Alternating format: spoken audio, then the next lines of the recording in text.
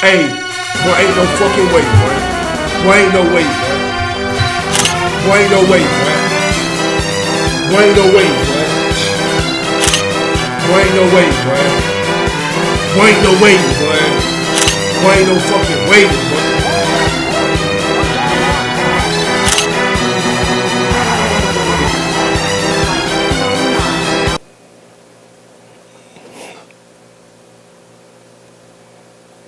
Social Proof. Social Proof is a podcast slash YouTube channel that has amassed a very large following. They currently have well over 300,000 followers. And believe me, 300,000 followers is not small. I know we're in the day and age where we think everybody has a million followers, but that's just not true. It is extremely hard to amass the type of following that they have. That being said, Social Proof got here by providing content that is targeted to the everyday average working American. Their videos are supposed to be full of financial literacy content, content that can help the people escape the rat race, right? Get people out of working that 9 to 5 to be able to do more for themselves, and that in itself is a noble cause. So how then does a podcast designed to do all this good fall into a beef with a guy in JT the Pocket Watcher who calls out bad financial advice? Well, the obvious answer is that somewhere along the way, JT must have called out something on their platform that was bad financial advice. Three different people were called out for giving terrible advice that could have quite frankly, got people in prison for fraud. Three different people that were bought onto the Social Proof platform that they didn't bother to vet or correct. And because they refused to do it, somebody had to do it. And what happened? They got mad. Their feelings got hurt. Actually, I think it was more than three people because EYL was certainly on their platform, right? EYL has certainly been a guest more than once on the Social Proof platform, but that's neither here nor there. And I see a part of your content as being either bad advice or things that should have like a warning label on, things that doesn't make sense to someone who's actually licensed and qualified to give financial advice. So if you're taking this personally, and listen, I watched the entire video. Don't think I cherry picked little different things. At my office while I was working, I had it playing in the background. I listened to the entire video. You seem a little personally hurt. And I don't want you to think like I got a beef with you, Dave, but I really don't. So just take a deep breath. I'm not personally attacking you. I am critiquing content. And some of the content I critique is yours, not a personal attack. But see, this is the massive problem with the black community. Because instead of confronting the bull head on and acknowledging like, hey, we probably fucked up, these two idiots put out a video basically saying, hey, if you're calling out scammers and grifters, you're the problem. It's your thought process that is the problem. You're too negative. I know you got scammed or grifted for hundreds of thousands of dollars of your hard-earned money, but you got to think positive about it. And went on to further gaslight their audience and say that, hey, if you're calling out grifters and scammers, you're doing more dangerous, more harm than they are, than the actual scammers. Because you're basically a sellout for the white man, a coon. You a house nigga. I don't scam people. Jesus Christ. Is this where we're going today? 100%. I am seeing the scam alerts and scam reporters everywhere, and there's so many people doing it that's calling out these scammers. I don't like that people are trying to build their career based on calling out scammers. You know what I mean? It's like it's almost like people are trying to win over the hearts of people by calling out other people. Now, I think there's a way to do it, or like there are some people that are super dedicated. Like they've dedicated their life to calling out people Yeah. or bashing people who may have done something wrong, Yeah. which I actually have no problem with that, which I actually have no problem with that. But now we're starting to see people who have never been in that space before that are now the leader of the scammer alerts. Yeah. And it's like what are we doing It's now, a marketing man? strategy. Definitely a right? marketing strategy. I don't know. Like, it's like you see one person doing it and you see the response that they're getting, and it's like, oh, I'm going to highlight these scammers so that I can show you how integral I am. I think other people are now trying to make it their business to be the scammer police. Those people, how do you know a scammer? You know what I mean? Like, some of y'all that's in the comments like, oh, you should have known. You got scammed by your last boyfriend, first off. Ooh. There's a bunch.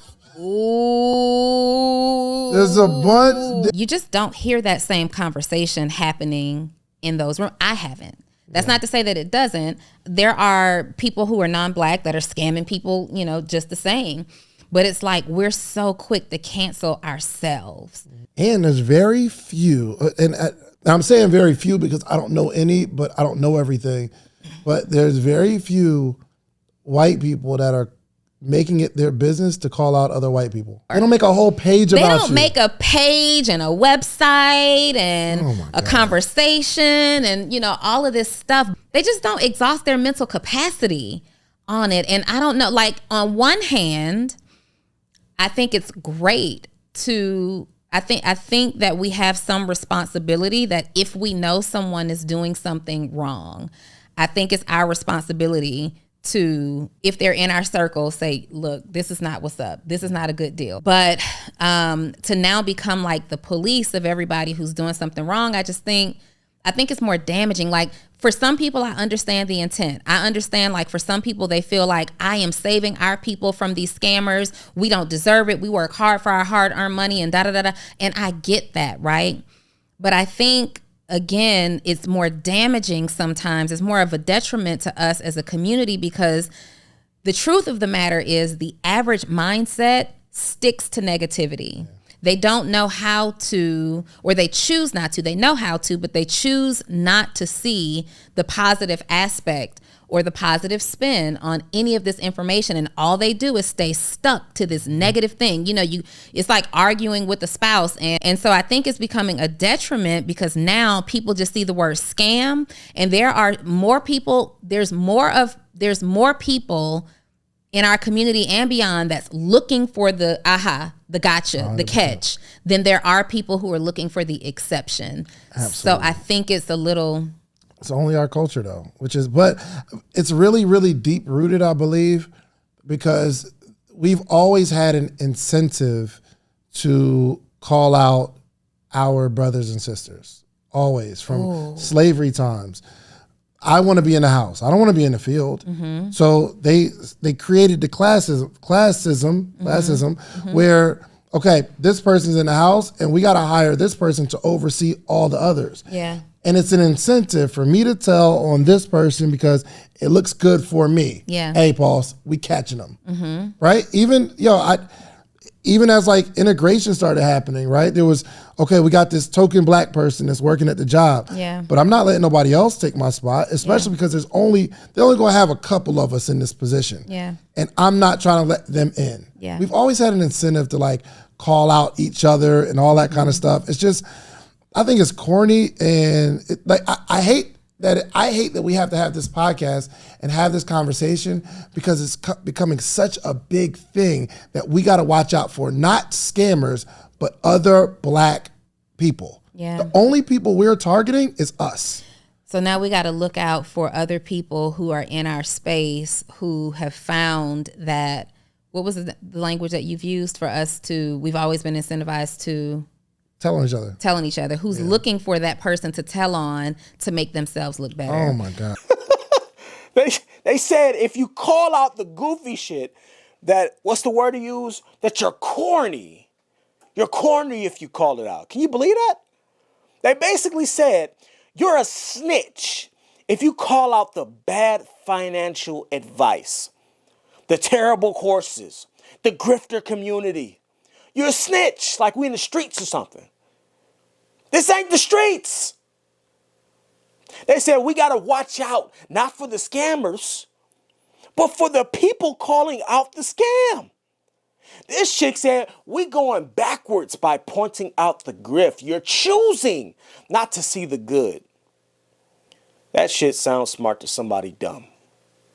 And do y'all want to know why this is a bigger problem than what it seems? It's a bigger problem because it's not just these two idiots that think this way. You know how I know that? Because I get the same remarks in my comment section. When I said that Ian Dunlap's advice that people should only listen to EYL was dumbass advice, people hopped in my comments, playing some of the best defense that they could muster.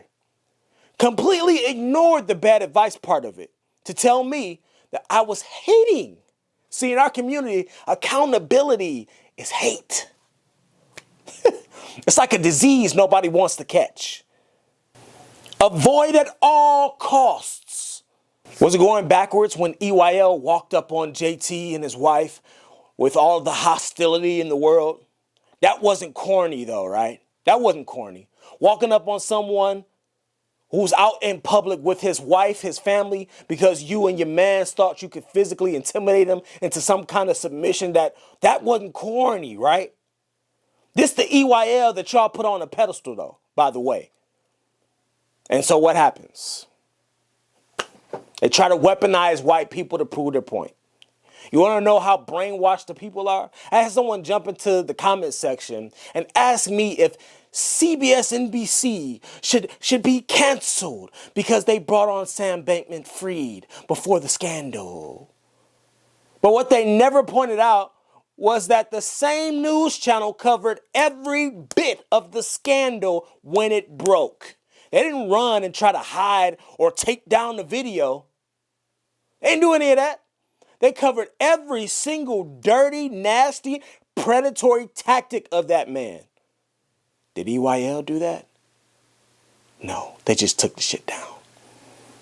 Because it's about the look. It's not about you guys. It's always about the look.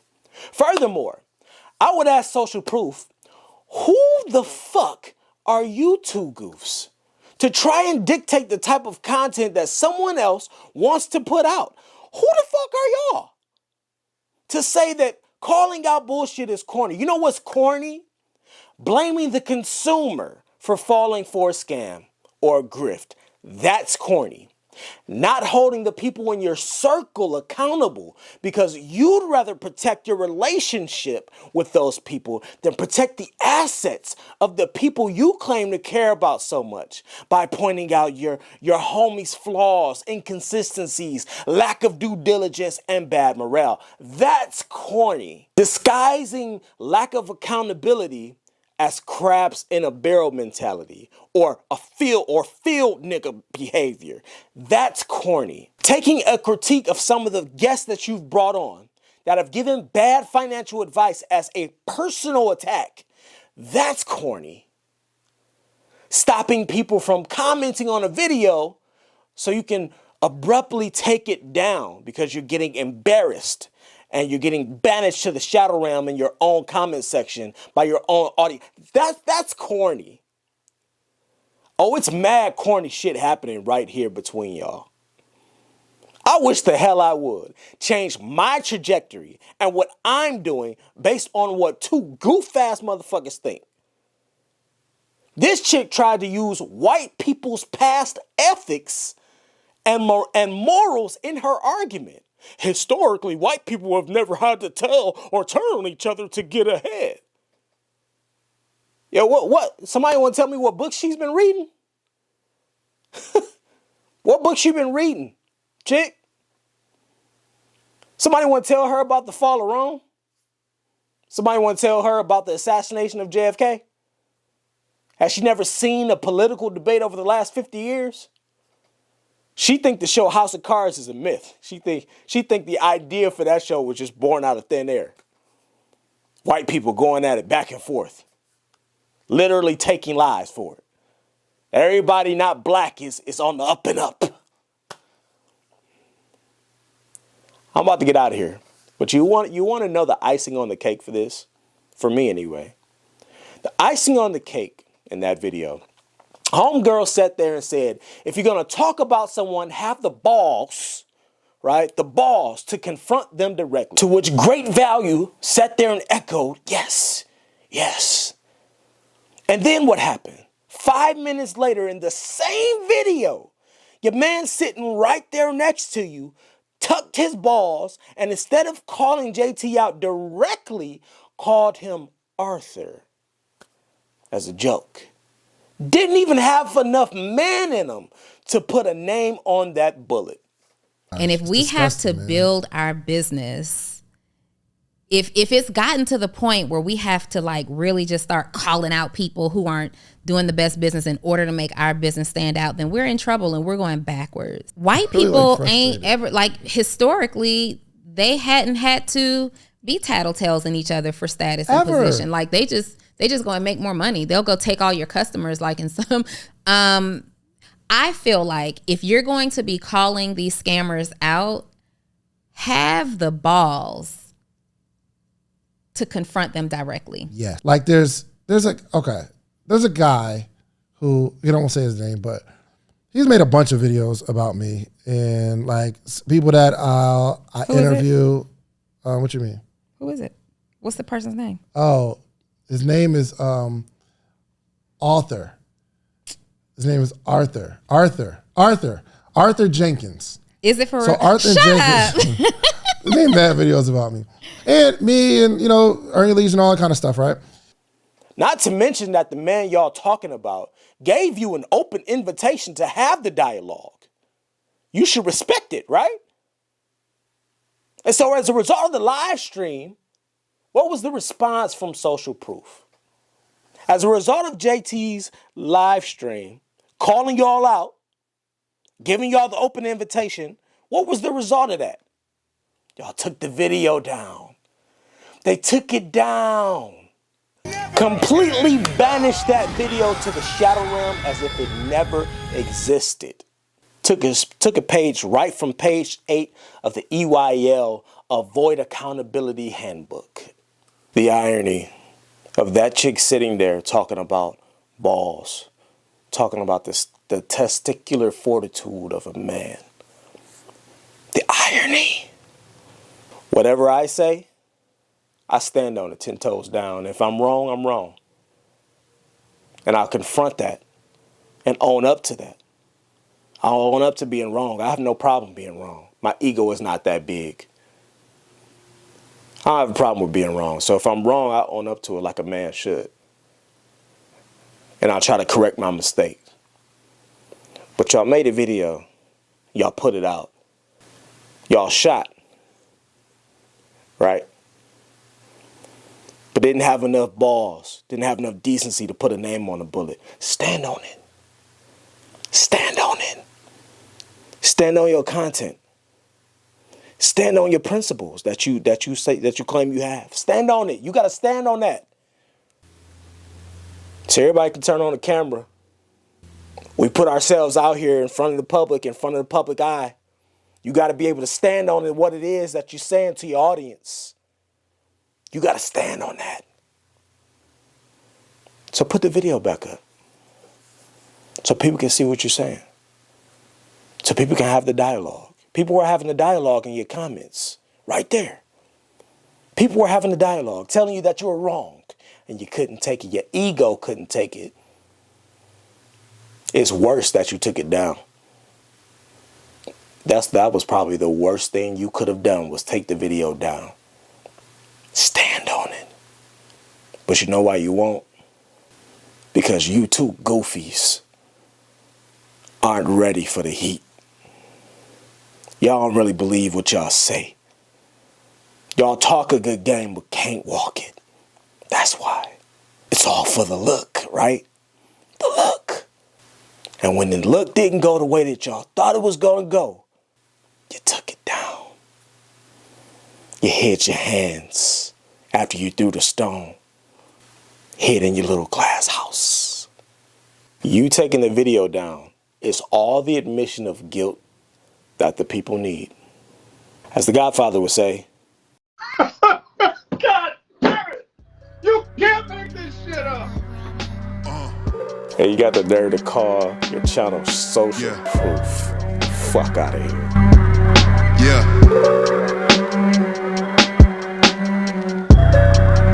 Fuck we talking about?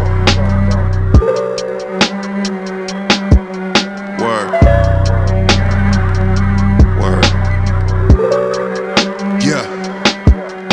It's been a long time coming, but I'm here now. I sacrificed a pound of flesh to become what I fear now. But just nothing you can tell me. You can threaten me with death. You can take it all away from me, cause I ain't